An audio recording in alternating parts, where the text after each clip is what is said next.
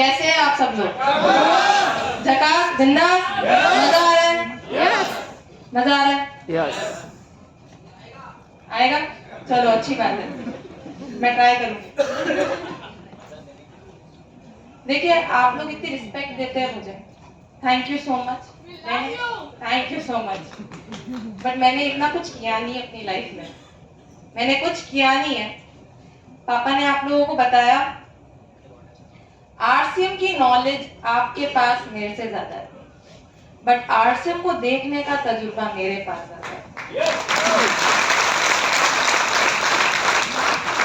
RCM 23 years का है, मैं 24 इयर्स की हूँ।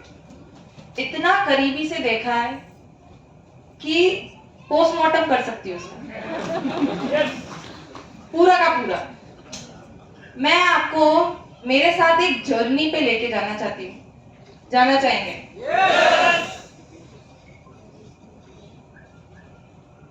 बात शुरू होती है जब मैं बहुत छोटी हुआ करती थी। मैं बहुत छोटी सी बच्ची थी जब पापा ने आरसीएम चालू किया था, वेरी लिटिल किड। जब मैं छोटी बच्ची हुआ करती थी तब से पापा आरसीएम करते हैं, और मैं आपके सामने मजाक नहीं कर रही, झूठ नहीं बोल रही हूँ, मैं आपको सच्ची बता रही हूँ कि आरसीएम से नफरत नहीं। मेरे पापा तो करते थे ना, उससे सख्त नफरत थी। मुझे ऐसा लगता है यार पापा मेरे और कुछ काम कर लेते, आरसीएम में क्यों कर रहे? और भी बहुत सारे काम हैं, और कुछ कर लेते, आरसीएम ही क्यों? इतनी नफरत थी क्योंकि घर पे लोग बाग आते थे हमारे आरसीएम के, बहुत सारे लीडर्स हमारे घर पे आते थे प्लान समझने के लिए, और इतने जुनून में भरे हुए रहते, जय आरसीएम जय आरसीएम जय आरसीएम चिल्लाते रहते थे।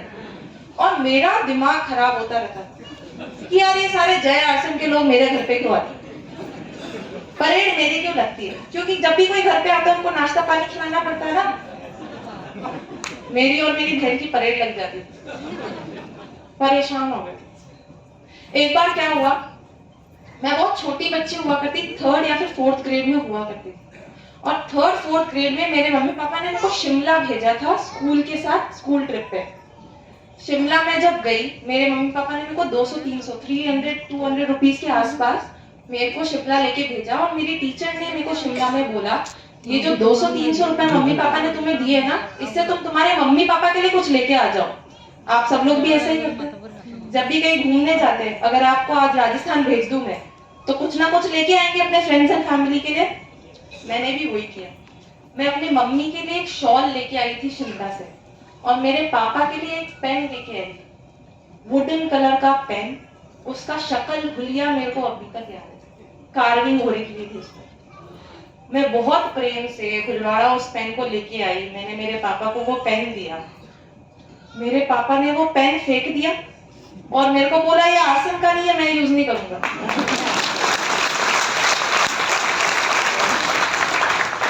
आपको बहुत खुशी हो रही है इस पर आप भूल रहे हैं कि मैं छोटी बच्ची थी उस समय, बहुत छोटी बच्ची थी। मैंने डिसाइड कर लिया था जिंदगी में कुछ भी कर लूंगी, मुकेश कोठारी के लिए कभी कुछ नहीं करूंगी, कभी कुछ नहीं करूंगी। आरसीएम की पागल कर दिया था लोगों का। एक बार क्या हुआ था, आरसीएम की मीटिंग थी घर पे, और फिर घर से कहीं पे और जाना था पापा की पूरी टीम को। घर पे कॉल टाइम था 8 बजे, सुबह 8 o'clock सब लोगों को आना था। कुछ लोग इतने जुनूनी थे, 5:30 बजे हमारे घर पे आके बैठे। दिमाग खराब होता, छोटे बच्चे को तो क्या ही जरूरी है, पीस शांति जरूरी है, शांति नहीं मिलती थी। हेट होने लगी थी आरसीएम से, और डिसाइड कर लिया था कुछ भी कर लूंगी, आरसीएम तो नहीं करूंगी। क्यों करूं आरसीएम, जय आरसीएम चिल्लाते रहते, बस ऐसा लगता था मुझे।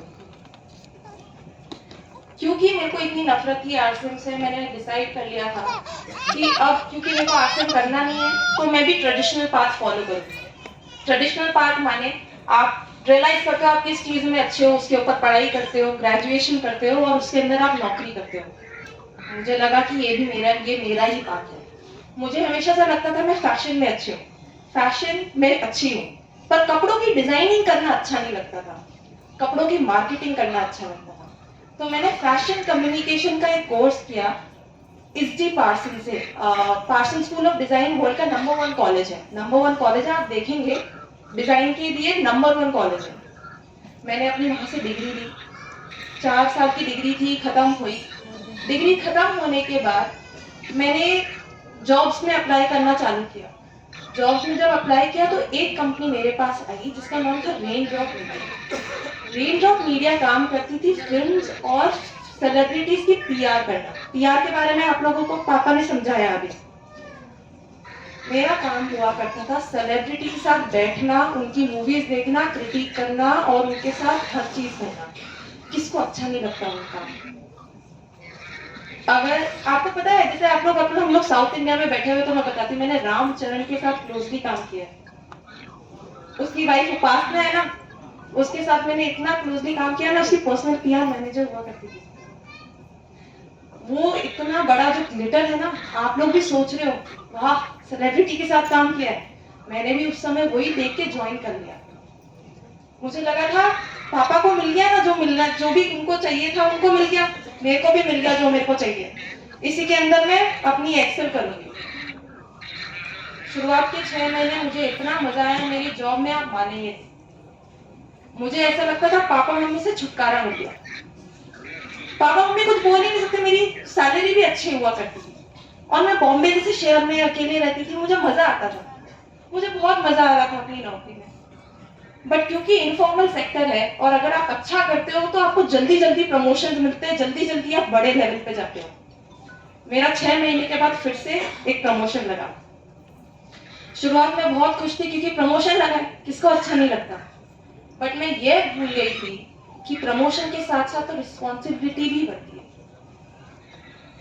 आप मानेंगे नहीं, मैं अकेली लड़की बॉम्बे में रहती थी और मैं रोज सुबह 8 बजे घर से बाहर निकलती थी और रोज रात में 3 बजे घर पे आती थी। ये मेरी लाइफस्टाइल हो चुकी थी।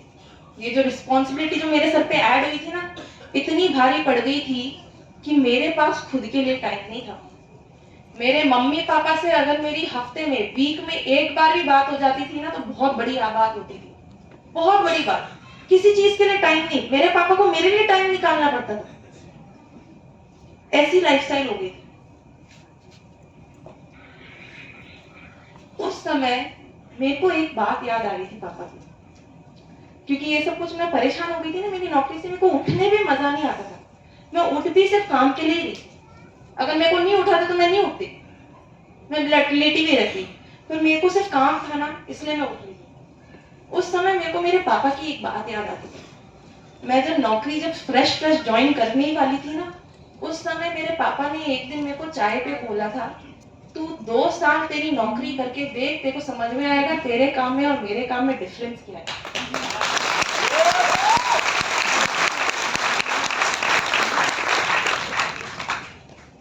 समझ में आ गया 1 साल में, पर पूरा नहीं समझ में आया था।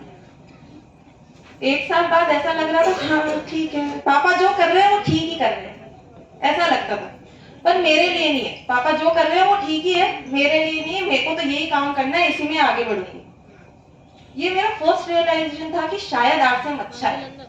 बस ऐसा सोचती थी कि शायद आरसीएम अच्छा है। बट फिर सेकेंड रियलाइजेशन मेरे साथ ऐसा हुआ, वो सबसे बड़ा रीजन था मेरा आरसीएम करने का, डायरेक्ट सेलिंग करने का और नौकरी छोड़ने का। वो बहुत बड़ा रीजन था। आप लोग अगर समझेंगे तो आप लोगों को समझ में आएगा। आई थिंक यूथ को पहले से ही पता है, जिस बारे में बात करूंगी उन लोगों को पहले ही समझ में आएगा। बट आप में से जिन भी लोगों को इसके बारे में नहीं पता है तो प्लीज मेरे को बताइएगा, क्वेश्चन कीजिएगा, मैं हैप्पी टू है। आप में से कितने सारे लोगों ने एआई के बारे में सुना है, आर्टिफिशियल इंटेलिजेंस के बारे में? Show off hands please. Artificial intelligence, you? ठीक है, सिंपल सी भाषा में आपको समझाता हूँ। आप जब छोटे हुआ करते थे, छोटे बच्चे हुआ करते थे, उस समय आप सोचते थे कि यार जब मैं बड़ा होऊंगा या होंगी, मेरा एक दिन सारा काम एक कंप्यूटर करने लगेगा। सोचते थे? क्या यार सो गए? नहीं। सो गए सब लोग? सोचते थे कि नहीं सोचते थे? सोचते थे। बट मेरे को आपको ये बताते हुए बहुत खुशी होगी कि ऐसा सोचना जरूरी नहीं है। ये हो रहा है, ऐसा हो रहा है। सारे कंप्यूटर्स, जिस भी नौकरी में बहुत ज्यादा दिमाग लगता है, जिस भी नौकरी में बहुत ज्यादा टाइम लगता है, एफर्ट लगता है, वो सारी चीजें आज एक कंप्यूटर कर सकती है। एग्जाम्पल देती हूँ, कोई ड्राइवर है, ड्राइवर बोलेगा यार मेरी नौकरी तो एआई कभी कर ही नहीं सकता, कैसे करेगा? टेस्ला ने ऐसी गाड़ी बना ली है जो ऑटोमेटिक चलती है। आप सोच रहे हो यार मैं तो फार्मर हूँ, एआई कैसे नौकरी कर लेगा, एक कंप्यूटर कैसे नौकरी कर लेगा? तो इजराइल ने एक ऐसी टेक्नोलॉजी बना ली है जहाँ पे एक भी फार्मर काम नहीं करता है, सारे रोबोट्स काम करते हैं। वो क्या करता है, इतनी इंटरेस्टिंग मशीन है, वो जाता है फार्म में, देखता है, हर हर प्लांट के ऊपर एक बीन छोड़ता है, उससे उसको पता चल जाता है इस प्लांट के ऊपर ये बीमारी, इसके ऊपर ये पेस्टिसाइड डालना है, इतना पानी डालना है, कब फ्रूट तोड़ना है, सब कुछ आज एक एआई कर रहा है उस फार्म में। धीरे धीरे आपकी सारी नौकरियां है ना वो एआई करने लगेगा। मेरे साथ आपको बिलीव नहीं हो रहा है ना मैं जो बोल रही हूँ, आपको सिर्फ मेरा एग्जांपल देती हूँ कि मेरे लिए क्यों इतना बड़ा रियलाइजेशन था।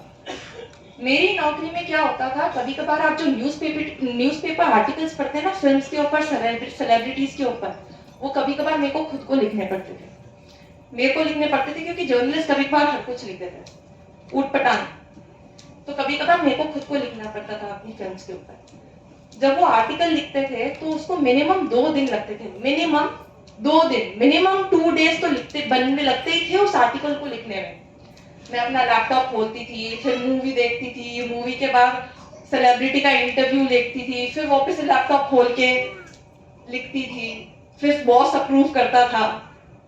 इस चीज को मिनिमम 2 दिन तो लगते ही थे उस आर्टिकल को लिखने में।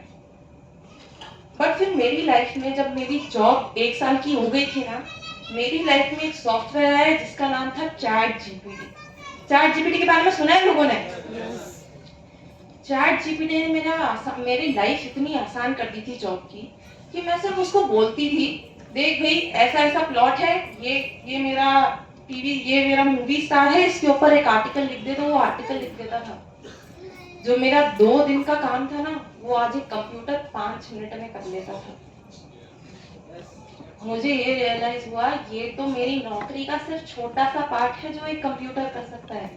धीरे धीरे सारे कंप्यूटर्स मेरी नौकरी ले लेंगे, मुझे पता भी नहीं चलेगा, बिल्कुल भी भनक नहीं पड़ेगी, मेरी नौकरी मेरी भी नहीं रहेगी। पर बताया ना आप लोगों की पापा से कंपेयर करने की बहुत आदत थी जॉब की।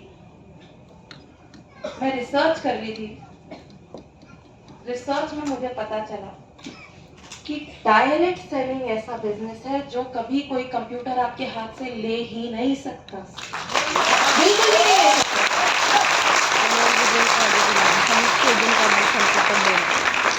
जानना चाहेंगे रीजन?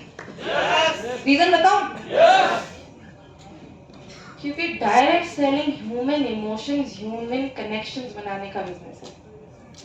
जब तक आप मेरे से बात नहीं करोगे, मैं आपसे बात नहीं करूंगी, आप मेरी प्रॉब्लम नहीं समझोगे, मैं आपसे बात नहीं करूंगी, तब तक नहीं हो सकती। डायरेक्ट सेलिंग का बेस ही वही है। हमें शुरुआत से सिखाया जाता है कंप्यूटर्स को इमोशन नहीं आते समझना। कंप्यूटर वो ही चीज करता है जो लॉजिकल चीजें होती है, पर बिजनेस कभी भी लॉजिकल नहीं होता है क्योंकि ह्यूमन इमोशंस इन्वॉल्व हो जाते हैं। कभी भी आप कंप्यूटर से बोलोगे 2+2 क्या होता है, वो 4 बताएगा, पर अगर ह्यूमन इमोशन से पूछोगे 2+2 क्या होता है, वो तो 22 भी बता देता है कभी कभार। बिजनेस इलॉजिकल होता है, लॉजिक से नहीं चलता है। एआई वो सारी नौकरियां ले लेगा जो लॉजिक पे चलती है। और आज के बिजनेस, डायरेक्ट सेलिंग ऐसा बिजनेस है जो कभी कोई कंप्यूटर आपके हाथ से ले ही नहीं सकता, कभी भी नहीं। पापा हमेशा अपनी मीटिंग्स में जब भी आते हैं बोलते हैं कि कैसे एक लीडर को फ्यूचरिस्टिक होना बहुत ज्यादा जरूरी है, आने वाले समय में क्या होना वाला है उसको अभी समझने में बहुत बड़ी लीडरशिप क्वालिटी। आज सारी बड़ी कंपनियां, मैकेंजी का नाम सुना है? यहाँ पे सारे पढ़े लिखे लोग हैं, मैं आपसे बहुत ज्यादा एक्सपेक्ट करती हूँ, आप लोग फेलियर दे रहे हैं मेरे को अभी, पता है? अरे यार मर गए सब लोग। देखो मैं एक चीज बताती हूँ आपको, मेरे पापा से मुर्दों लोगों से बात करते, आप अगर सुनना चाहते हो ना तो एंथुसियाज्म दिखाओ एक बार, तालियां बजाओ एक बार।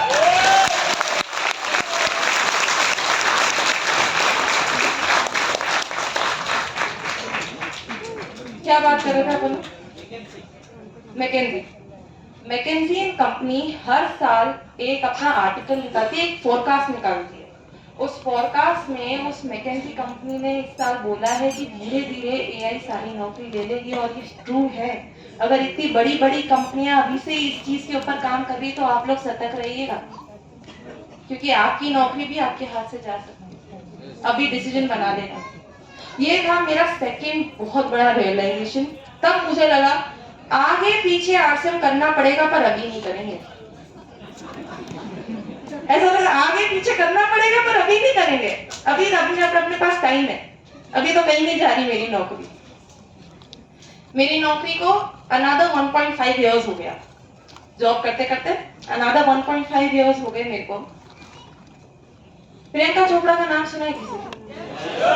सब लोगों ने सुना है? प्रियंका चोपड़ा अमेरिका से इंडिया आई थी। मैं उसकी पर्सनल पीआर मैनेजर थी। अभी जब ये पर्सनल पीआर मैनेजर होते हैं तो प्रियंका चोपड़ा को मेरे को बताना होता था, स्क्रिप्ट देनी पड़ती थी कि देख भाई तेरे को ऐसा बोलना है, हर कुछ ही नहीं बोल के आ गए। हर कुछ ही बोल देगी तो मीडिया बैठी है सामने, हर कुछ ही लिख देगी। होता है। प्रियंका चोपड़ा आई। ये फ्रेश बात बता रही हूँ आपको। सेकेंड मार्च 2023 की बात बता रही हूँ। प्रियंका चोपड़ा आई क्योंकि बहुत बड़ा इवेंट था। मेरी बॉस भी मेरे साथ वहां पे बैठी है। जो कंपनी की बॉस थी, जिस कंपनी में मैं काम करती थी, मेरी बॉस भी मेरे साथ आगे उस इधर कॉन्फ्रेंस में बैठी हुई थी। प्रियंका चोपड़ा आई, उसने बात करना चालू किया। वो बोल रही है ऐसा होता है, ये करता है, ऐसे ऐसे होता है। बातों बातों में उसने कुछ ऐसा बोल दिया जो उसको नहीं बोलना चाहिए। और मेरी बॉस सबके सामने मेरे ऊपर चिल्ला रही, तेरा दिमाग खराब है, इसने ऐसे कैसा बोल दिया, मैं तेरे को फायर कर दूंगी, तेरा बिल्कुल भी सही लड़की नहीं है तू, ऐसे कर। अब मेरी क्या गलती? प्रियंका चोपड़ा का खुद का मुंह है, बोल आगे। मैं कितना ही कंट्रोल कर लूंगी एक लाइव इवेंट में? मैं ऐसे नहीं बोल सकती, नहीं नहीं ऐसे मत बोलो, सबके सामने नहीं कर सकती ना। जो मेरी मिस्टेक भी नहीं थी, उस चीज के ऊपर मेरी बॉस ने मुझे इतना डांटा। मैंने काजल और मस्कारा डाला था मेरी आंखों में, रोई तो सब कुछ साथ में आया। पैंडा की शक्ल देखी है किसी ने? वैसी लग रही थी पैंडा, काला काला इधर से और इधर भी काला काला, ऐसी हालत हो गई थी। बहुत रोके 12 o'clock के आसपास में फ्री हुई थी रात में। मैं एक रेस्टोरेंट में खाना खाने गई और मैं रोते रोते पापा को फोन कर रही, और मैं पापा को रोते रोते बोल रही हूँ, पापा बिल्कुल मजा नहीं आ रहा है काम में, मैं क्यों काम कर रही हूँ, मतलब मेरी नौकरी तो सिर्फ लोगों के लिए हो गई है। ऐसा तो है नहीं कि मैं बहुत ज्यादा कमा रही हूँ, आपके सामने तो इतना जितना कमा रही हूँ, फिर भी मेरे पास टाइम ही नहीं है, आपके पास टाइम ही टाइम है, और मेरे को बिल्कुल भी अच्छा नहीं लग रहा है मेरी नौकरी में। आप मेरे को बताओ, अगर मैंने आरसीएम करने का कभी डिसीजन लिया तो आप उसको सपोर्ट करोगे? पापा ने बोला अभी के अभी नौकरी छोड़ो और आरसीएम चालू कर दे। मैंने बोला यार ये मैंने जोश में आके बोल तो दिया। सुबह उठ के इतना रिग्रेट हुआ मुझे लगा यार क्यों बोलने की जरूरत थी, आरसीएम करना है, मैं रेडी नहीं हूँ आरसीएम करने के लिए। जोश में आके बॉस ने डांट दिया और मैं जोश में आके पापा को बोल रही, पापा आरसीएम करेंगे। आप लोगों को, सब लोगों को पापा सिखाते हैं ना, फॉलो अप लेना बहुत ज्यादा जरूरी है। उनकी बच्ची ने एक बार आरसीएम बोल दिया, मेरे से फॉलो अप ले रहे, मेरे से उनकी खुद की बच्ची के साथ फॉलो अप ले रहे थे। बात हो गई। पापा ने सुबह ऑफिस से जब मैं काम की तरफ जा रही थी तब मेरे को पापा ने फोन किया और मैं डरी गई, पापा भी बोलेंगे कुछ ना कुछ। उठाए फोन, पापा बोलते देख भाई तूने बोला था ऐसा ऐसा आरसीएम के बारे में, तू काम कर, 17 मार्च को मेरी नाला सुपारा में मीटिंग है बॉम्बे में, तू भी आ जा। ऐसा बोला। आप सब लोगों को भी घसीट के लेके आए ना सब लोग कुछ ना कुछ, मेरे को भी घसीट के लिया गया था। मेरी क्या सैटरडे संडे छुट्टी नहीं रहती थी क्योंकि मैं मीडिया में काम करती थी। मेरी बॉस से कुछ भी तो आर्ग्यूमेंट मैंने किया और मैं पापा के साथ उस मीटिंग में चली गई। मीटिंग में घुसते ही दिमाग खराब होना चालू, क्योंकि सब लोग जय आरसीएम चिल्ला रहे। अभी तो अच्छा लगता है, बोलो जय आरसीएम। बट इतना दिमाग खराब हुआ मेरा, बोले यार ये क्यों आई, मैंने क्यों डिसीजन बनाया, जय आरसीएम फिर से चालू हो गया लोगों का। मैं 17 साल बाद पापा की किसी मीटिंग में गई थी। कितने साल बाद? 17 इयर्स बाद पापा की किसी मीटिंग में गई थी, क्योंकि इतनी नफरत थी मुझे आरसीएम से। हाँ, लास्ट मीटिंग मेरी हैदराबाद में थी मेरी, जब मैं लास्ट मीटिंग जो मैंने आरसीएम की अटेंड की थी वो आरसीएम की एनिवर्सरी थी। उसके बाद किसी एनिवर्सरी में किसी मीटिंग में नहीं गई। रिग्रेट हो रहा था, मैं बैठ के सुन रही थी, एक के बाद एक लीडर आके बोले जा रहे थे क्यों आरसीएम करना चाहिए। मैं एक कान से सुन रही थी, दूसरे कान से निकाल रही थी। आप लोग भी कर रहे होंगे। एक कान से सुन के दूसरे कान से निकाल रही थी। मुझे लग रहा था ये मेरे लिए यूजफुल इंफॉर्मेशन बिल्कुल भी नहीं है, मुझे क्या करना है सुन के। फिर सबसे लास्ट में एक लीडर है मिस सपना बाफना, आप लोगों ने नाम सुना होगा, बहुत सारे लोगों ने। मिस सपना बाफना है और वो बात करने लगे कि डायरेक्ट सेलिंग कैसे एक लड़की ने चालू किया था। डायरेक्ट सेलिंग की शुरुआत एक लड़की से चालू हुई है यूएस में। मैं थोड़ी देर सुनी और फिर मैंने इंटरेस्ट लेना बंद कर दिया। मैंने बोला यार ये बोलते रहेंगे, सुनते रहेंगे, चलो ठीक है। पर फिर मैं मन ही मन ये भी सोच रही थी कि अगर डायरेक्ट सेलिंग की शुरुआत एक लड़की ने की है तो क्यों ऐसा है कि आरसीएम में जब भी मैं किसी स्टेज पे जाती हूँ मेरे को एक भी स्ट्रॉन्ग फीमेल कोर लीडर नहीं मिलती। ऐसा क्यों है? ठीक है, फिर भी मैंने सोचा, मैंने बोला यार मरने दो रे, मेरे क्या काम है, चलो निकलो आगे। मीटिंग खत्म हुई, बहुत सारी लड़कियां और बहुत सारे लड़के मेरी जनरेशन के आसपास मेरे पास आए मीटिंग के बाद और वो मेरे को बोलने लगे आपकी लाइफ कितनी अच्छी है, आपको तो कोई प्रॉब्लम ही नहीं आती, आप तो इतना अच्छा सा काम करते हो, मजा आ जाता होगा आपको अपनी लाइफ में। उस दिन मेरे को रियलाइज हुआ कि आज मैं जैसी भी लड़की हूँ, जो भी लड़की हूँ, जो भी कर सकती हूँ एज ए लड़की, वो सिर्फ और सिर्फ आरसीएम की वजह से कर सकती हूँ और किसी की वजह से नहीं कर सकती। अगर हमारी लाइफ में आरसीएम नहीं होता, अगर मेरे पापा आरसीएम नहीं करते तो आज मैं इतना एक्सपीरियंस ले ही नहीं पाती कभी किसी चीज का। मैं इंटरनेशनल ट्रिप्स पे सोलो चली जाती अकेले। आप सब लोगों का भी ड्रीम होगा? yes. मैं पहले ही कर चुकी हूँ। पर आप जो ड्रीम सोच रहे हैं ना वो मैं कर चुकी हूँ और वो किस लिए कर चुकी हूँ? सिर्फ और सिर्फ आरसीएम की वजह से। सिर्फ और सिर्फ आरसीएम की वजह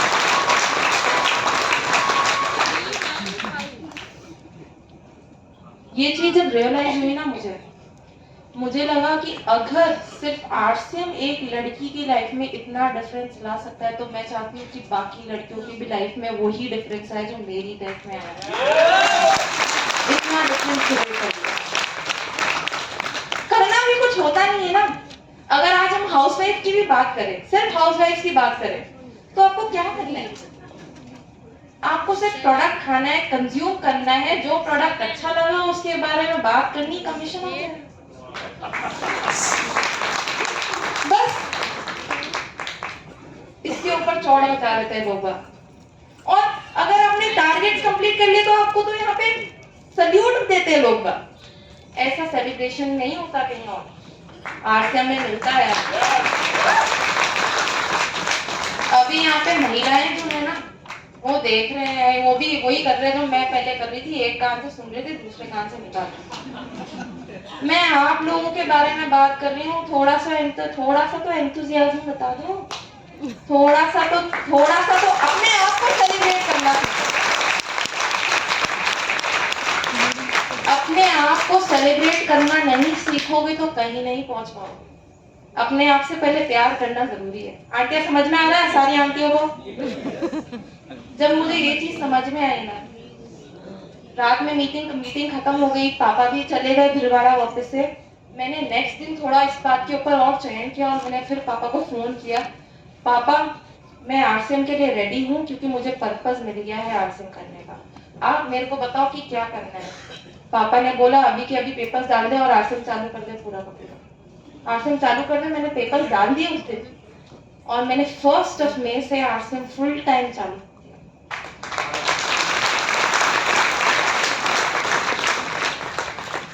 अभी आरसीएम चालू तो कर दिया। आरसीएम चालू करने के बाद बहुत सारे लीडर्स मेरे पास आए और मेरे को बोलते कितना इजी बना दिया है ना आपके लिए काम, आपको तो काम ही नहीं करना पड़ता। तो सच है। मेरे को काम नहीं करना पड़ता क्योंकि मेरे पापा ने मेरे लिए पहले ही फाउंडेशन बना दिया। बिल्कुल भी काम नहीं करना पड़ता, इजी बनाया ही है मेरे पापा ने, और आप भी अपने बच्चों के लिए वो चीज बना सकते हैं जो मेरे पापा ने मेरे लिए बनाई।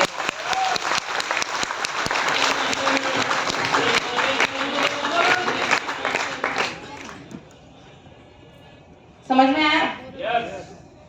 ठीक ठाक लगा जो मैंने बोला? देखिए, मैंने यहाँ पे आके मेरे 3 रीजंस के बारे में बात की। मेरे पास 3 रीजन से भी ज्यादा रीजंस हैं आरसीएम करने के, और उससे भी ज्यादा रीजंस हैं आरसीएम क्यों नहीं करना चाहिए। क्योंकि मैं नफरत करती थी आरसीएम से, लिस्ट भरी हुई है रीजंस नहीं करने के।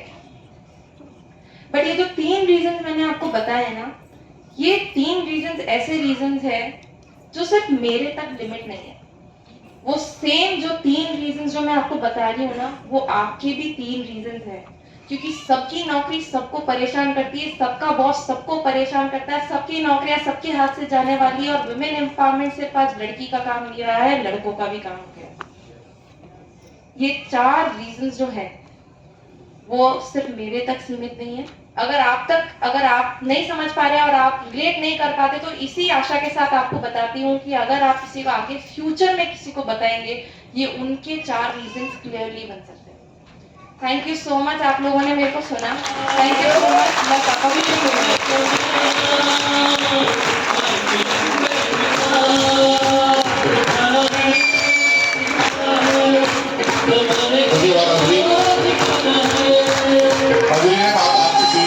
अंजलि ने बात की है पढ़े लिखे बच्चों